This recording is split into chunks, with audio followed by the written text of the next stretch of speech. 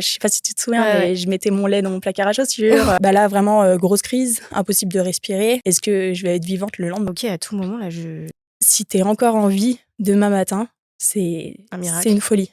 Je trouve que t'as quand même traversé le truc. Comment t'as fait, quoi?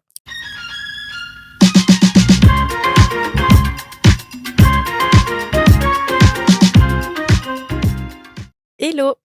Coucou. Bienvenue dans du coup le 2e épisode de Fleurs confidentielles. J'espère que le premier aura été cool et vous aura plu. Donc aujourd'hui on enchaîne, c'est parti sur un 2e épisode. J'ai une invitée encore de qualité puisqu'aujourd'hui je vous présente ma meilleure amie depuis 15 ans, 17 ans. Donc je te laisse te présenter un petit peu si tu veux. Du coup, moi c'est Éline. Effectivement, déjà merci à toi de m'avoir invitée parce que même si on est meilleures amies, t'étais pas forcément obligée de le faire. J'ai 24 ans, je suis responsable de magasin dans une boulangerie et pour Et l'instant... t'habites loin de chez moi, quoi. Ouais, j'habite frontière suisse, donc effectivement, j'ai quitté un petit peu la région. Ouais, donc on se voit un petit peu moins, mais rien ne change. Voilà, heureusement, merci les réseaux sociaux. Mais non, voilà, du coup, aujourd'hui, on va évoquer un petit sujet, un gros sujet important, et je trouve ça trop cool d'en parler. Donc, c'est quand la vie nous échappe, que reste-t-il? Donc, c'est profond, c'est intense émotionnellement, mais aujourd'hui, on va essayer de tourner ça positivement pour que ce soit parlant pour vous et qu'on puisse apporter de la gaieté dans nos cœurs, quoi. Exactement. Voilà. Est-ce que tu veux un petit peu en parler? Oui, effectivement, j'ai eu une grosse période où ça a été très compliqué dans ma vie, avec de multitudes de choses qui ont fait que ça a été compliqué. Surtout au niveau santé, j'ai eu plusieurs choses qui se sont passées. Rupture amoureuse. Oh bah tiens, c'est ce qui a fait que je déclenche Fleurs confidentielles aujourd'hui. Et oui. Rupture amoureuse, s'en est suivi par blessure du coup au sport parce qu'effectivement je fais du curling bâton aussi, et s'en est suivi d'une appendicite qui a été gros moment compliqué, et ensuite d'une embolie pulmonaire, donc tout ça en très peu de temps, perte d'un proche aussi en même temps, donc voilà, plein d'accumulations qui ont fait que aujourd'hui, tu vois la vie différemment. Je vois la vie différemment, ça m'a forgée et je pense que ça m'a également changée. Donc, non, mais c'est sûr. Voilà. Après, est-ce qu'il faut attendre d'avoir le package pour voir la vie différemment? Je suis pas sûre. Mais effectivement, les expériences sont différentes selon chacun. Traverser une période chaude. Je trouve que du coup, quand il y en a une qui vit ça et l'autre aussi, en très peu de temps, on se dit ok, je comprends ce qu'elle vit. Et du coup, je souhaite à tout le monde d'avoir une amitié qui permet de se comprendre comme ça. Ouais, c'est clair. Et de s'accompagner dans des moments si difficiles de la vie. Est-ce que tu veux parler un petit peu d'un sujet précis ou Oui. de ton embolie peut-être? Ouais, de l'embolie, effectivement. Déjà, je vais un peu parler du contexte. Effectivement, moi, mes premiers symptômes, ça a été vraiment douleur au niveau de la poitrine. Ouais, je me rappelle, tu faisais les entraînements. Ouais. Tu te pliais en Ouais, ça a 12. été compliqué. Je savais pas ce qui se passait. Je reviens peut-être un petit peu avant. Ça a été janvier, je sais plus, 2022. Du coup, énorme de ventre. Je me plie en deux, appendicite. Bon, je m'attarde pas sur ça. Je pense que tout le monde... c'est un sujet qu'on connaît beaucoup. Mais après ça, j'ai eu du mal à revenir dans mon état de santé, on va dire, à la normale. Ouais, voilà. Beaucoup de fatigue, mais énormément de fatigue. Un peu de perte au niveau de mémoire, de la tête. Je sais pas si tu te souviens, mais je mettais mon lait dans mon placard à chaussures. C'est vrai. Tu te souviens de ça? On en rigole, On en rigole, mais j'en rigolais pas du tout. Quand je m'en rendais compte, je m'effondrais. Et quand je t'en parlais, tu me disais, mais on se rendait compte qu'il y avait quelque chose qui allait pas. Et c'était aussi les premiers symptômes, je pense, de l'embolie, et de me dire que, ok, j'ai été opérée et j'ai vécu une opération. Au bout d'un moment, un mois après, quand même, tu commences à t'en remettre, quoi. Voilà. Donc, effectivement, premier symptôme où là, je me suis dit, parce que je connais beaucoup mon corps. Donc, dès qu'il se passe quelque chose, je suis très à l'écoute. Et effectivement, quand j'ai commencé à avoir mal à la poitrine, j'arrivais pas à savoir qu'est-ce que ça pouvait être, de quoi ça pouvait venir. Et du coup, j'ai commencé à passer une journée comme ça. Et le soir, je voyais que, en fait... ça te faisait vraiment mal. Que quand je suis retournée chez moi en étant à plat. Je me rendais compte qu'en fait, c'était toujours là. La nuit est passée, enfin, à moitié du coup. Là, vraiment, grosse crise, impossible de respirer. Et là, quand tu te dis que tu n'arrives plus à respirer, à un moment donné, tu te dis, en fait, est-ce que je vais être vivante le lendemain, quoi. Mais est-ce que, c'était vraiment la question. Est-ce que tu te dis à ce moment-là, avant même d'avoir vraiment un mot sur ce que tu avais, tu te dis, ok, à tout moment, là, Ah oui, carrément. Je passe du côté obscur. Je me souviens m'être dit en tête, même à voix haute, alors que j'étais seule, si t'es encore en vie demain matin, c'est une folie. Oh, genre, je me suis dit, j'étais vraiment en crise, impossible de respirer, impossible de parler. Premier truc que je fais, je prends mon téléphone, j'appelle les pompiers. Ouais. Je pense que j'arrivais tellement pas à parler que j'ai tellement parlé calmement et posé aux pompiers qui se sont même pas rendus compte que c'était c'était une urgence. Et ils m'ont basculé sur les urgences du coup. Et là, 30 minutes d'attente en train de suffoquer et de se demander quand c'est que ça allait s'arrêter, quoi. Et ouais, je me suis vraiment dit, tu vois, d'ailleurs, au point où c'est même pas ma mère que j'ai appelée en premier. Ouais, c'est les tu pompiers, vois, souvent, quand il t'arrive des trucs comme ça, t'appelles tes personnes proches. Ouais. Et principalement, pour beaucoup, c'est les parents. En tout cas, moi, c'était le cas. Et là, j'ai même pas hésité à appeler ma mère. Enfin, pour moi, c'était même pas la solution. Voilà, quoi. Donc, là, c'était vraiment alerte. Ouais, j'imagine. Mais à ce moment-là, est-ce que tu penses à quelqu'un en particulier où tu te dis, ok, genre là, je suis dans une situation ultra critique, je sais pas ce qui va m'arriver. J'ai jamais vécu, enfin, pas de cette manière-là en tout cas, j'ai jamais vécu ça vraiment. Qu'est-ce que tu ressens à ce moment-là, genre ? Alors, pas dans un premier temps. Ouais. Parce que vraiment, dans ma crise, c'était vraiment me concentrer sur moi, essayer de me calmer, essayer de trouver l'air, vraiment. Pas forcément dans un premier temps. Après, je me souviens, du coup, j'étais allongée, j'avais réussi à me remettre assise. Ça allait déjà mieux niveau respiratoire et tout ça. Du coup, une fois que j'ai fini mon appel avec les urgences, avec laquelle c'était complètement désastreux, il s'est absolument rien passé. Mais comment j'ai pas le souvenir de ce truc. Ils sont venus ? Pas du tout. Pas du tout. Ils m'ont dit que... Parce que du coup, j'étais sur Grenoble et mon médecin traitant était à 1 heure de route. Ils m'ont clairement dit de prendre un Doliprane et d'aller voir mon médecin traitant et de changer mon médecin traitant parce qu'il était trop loin de moi.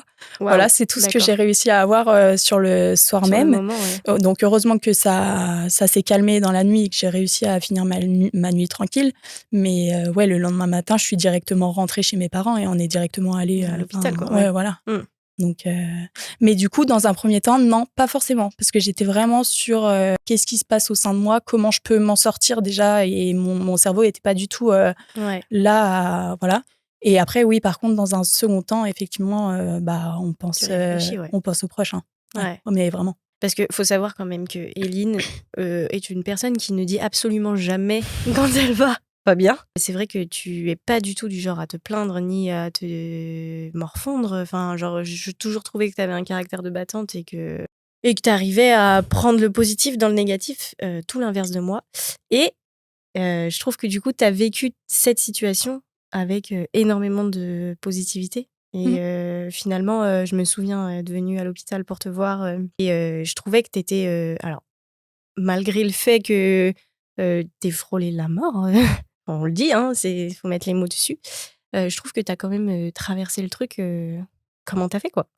En fait, quand du coup, donc effectivement, le lendemain, je suis allée aux urgences au 24-24, qu'on a fait ma prise de sang, je suis quand même allée à l'entraînement le soir, alors que je n'aurais jamais dû. En fait, pendant l'entraînement, en fait, c'est les urgences qui m'ont appelée en disant il faut absolument aller à l'hôpital le plus vite possible. Ouais. Donc là, je me suis dit, ok, je suis pas folle. Ouais.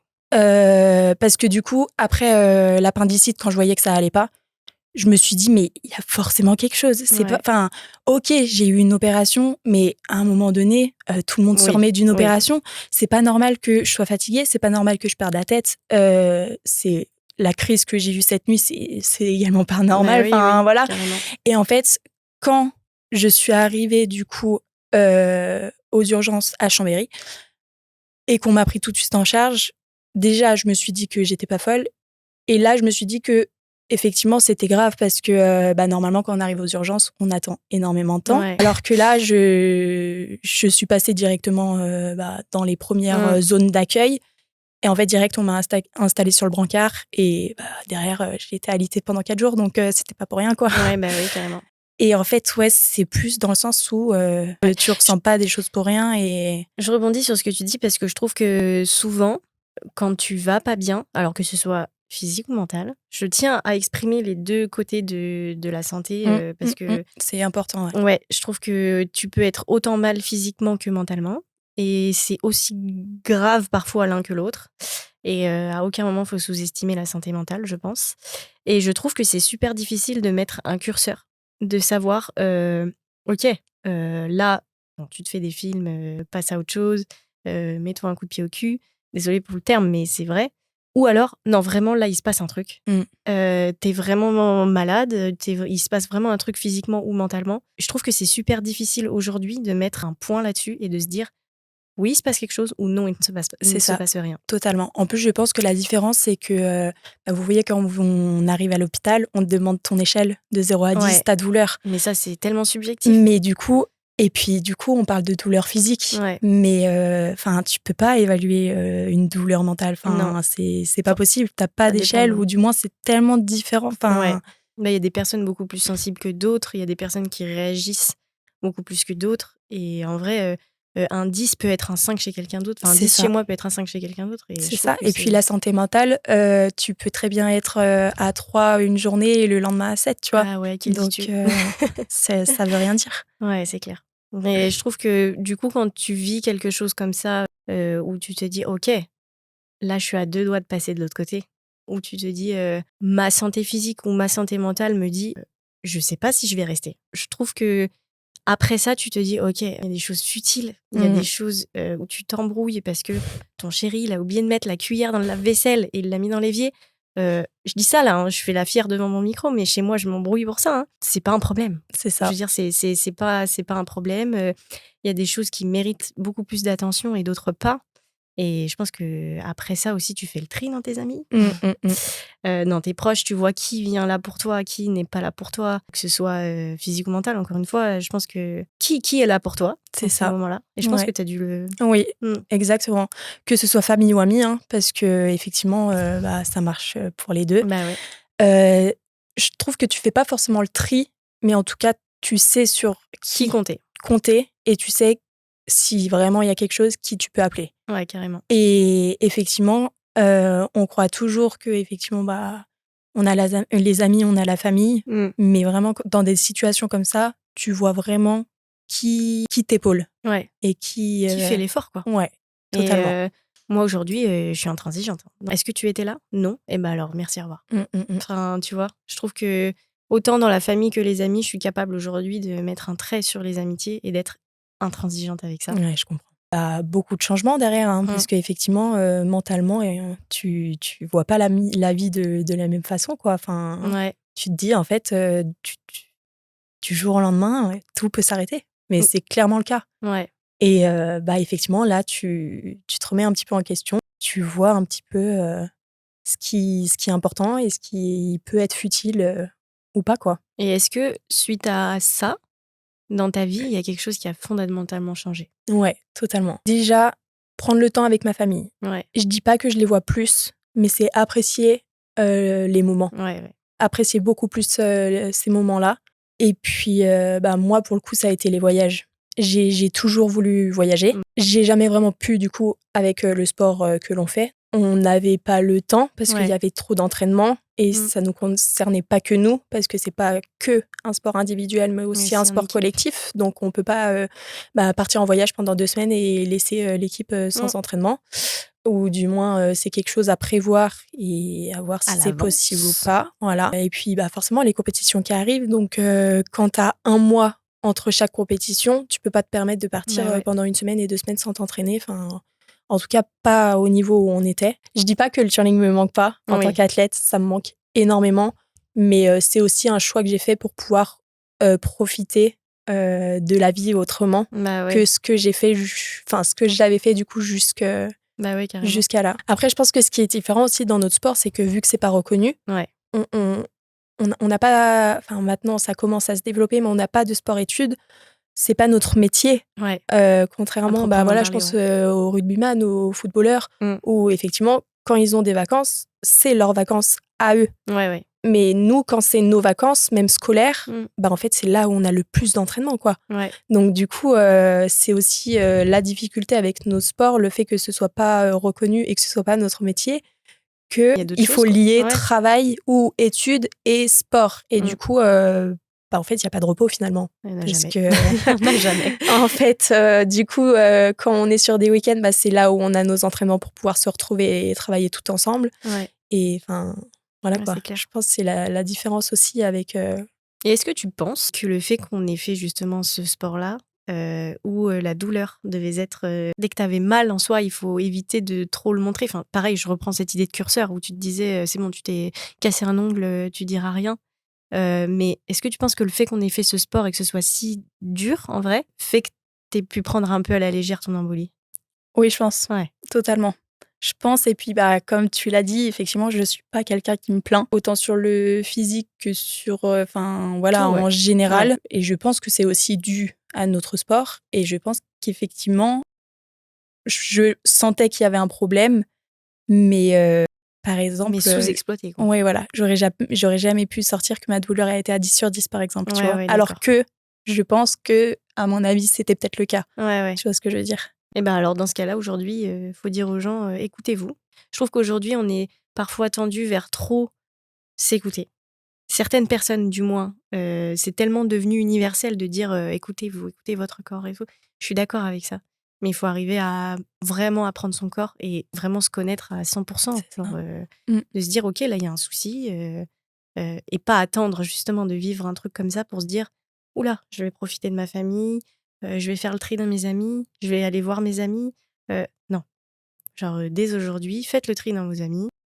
Allez voir les personnes que vous aimez. Et encore, je le redis, je l'ai déjà dit dans le premier épisode, mais il n'y a pas besoin d'avoir 150 amis. Il faut en avoir 10 qui se comptent sur les doigts d'une main, sur qui vous pouvez compter plus que jamais, quoi. Enfin, je trouve ça hyper important. C'est ça. Mais oui, je pense qu'il ne faut pas attendre un moment où tout peut basculer pour pouvoir se rendre compte que malheureusement, le temps est compté. Et profitez, faites les choses que vous voulez. Levez-vous de votre lit même si vous n'en avez pas envie, sortez, allez profiter du soleil. Enfin, c'est des trucs qui paraissent tellement bêtes dit comme ça, mais tu vois. Et d'ailleurs, quand Inox Tag a sorti son documentaire, en fait, je pense que c'était 2-3 ans après du coup ce qui m'est arrivé. Et en fait, ça m'a fait une petite piqûre de rappel, tu vois, en me disant mais c'est ça, et c'est totalement ça, quoi. C'est clair. Puis on a la chance d'être trop bien entouré, d'avoir un toit, de pouvoir manger, de pouvoir faire des activités, d'avoir la vie, d'avoir un métier, d'avoir un salaire. On a la chance d'avoir tout ça. Ça vaut de l'or, en vrai. Ouais, c'est clair. Tu vois, à un moment dans ma vie, je me suis dit, ok, là, je suis tellement pas bien que tout me passe par la tête. Ouais. Et au final, je me suis dit, mais Eline, t'as vu tous les gens qui sont là pour toi ? C'est ça. T'as vu tous les gens qui t'appellent ? T'as vu tous les gens qui viennent te voir, qui font le déplacement ? Et je trouve qu'en vrai, ça vaut tout l'or du monde. Et il faut profiter de ces gens-là. Donc, profitez des gens que vous aimez. C'est la conclusion aujourd'hui. En tout cas, merci 1000 fois d'être venu. Je suis trop contente de t'avoir eu, évidemment. 2e épisode et puis bientôt le 3e pour un autre sujet. Et voilà, merci à toi. Merci à toi. Parce que Gros t'étais bisous. pas obligée que je sois là. Gros bisous.